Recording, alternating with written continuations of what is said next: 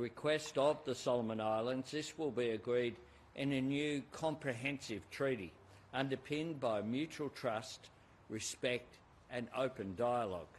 This treaty will allow Australia and the Solomon Islands to confront global and regional.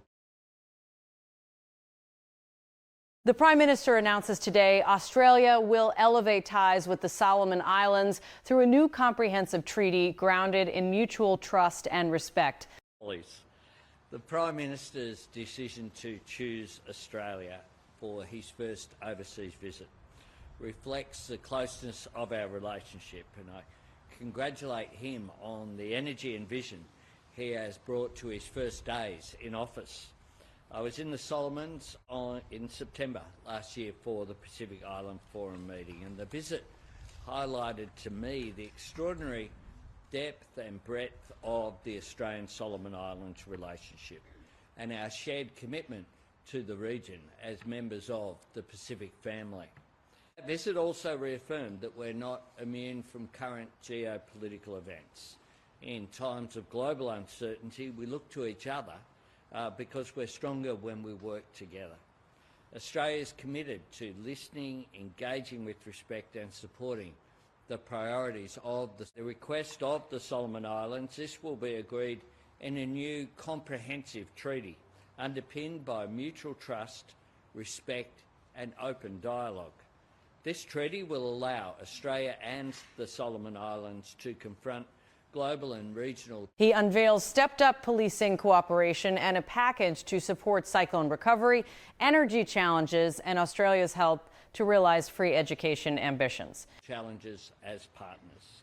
This is a significant body of work, and we've asked our foreign ministers to lead and drive this forward.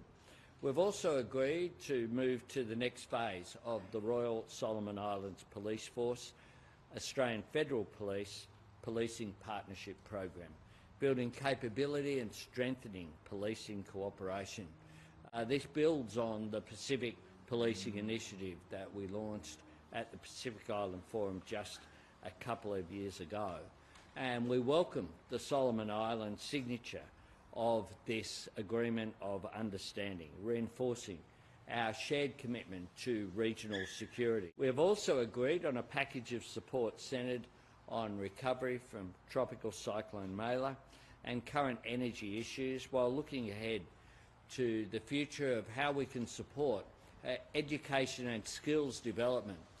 Free education has been identified as a priority of the Prime Minister, and Australia is more than willing to support this initiative and to provide whatever assistance we can to make sure that this vision of the Prime Minister becomes a realisation.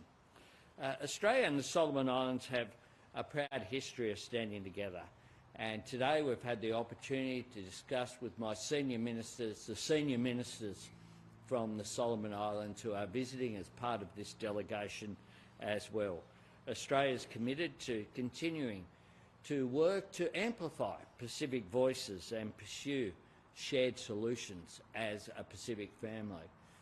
The Prime Minister and his ministers will meet with one-on-one with a range of our ministers. Prime Minister Wale praises the depth and resilience of ties, calls for a reset and welcomes a strategic step he says will build mutual trust and regional stability.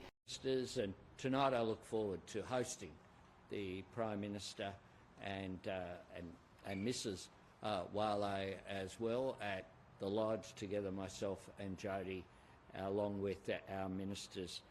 Here and there, but the resilience of our relationship, I think, is self-evident.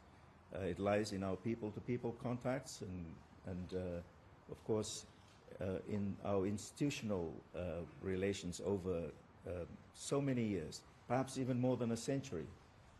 And it is not easy to break that kind of the depth and the strength of such a relationship. So we're very happy. We're pleased. It didn't, you know, what's the word?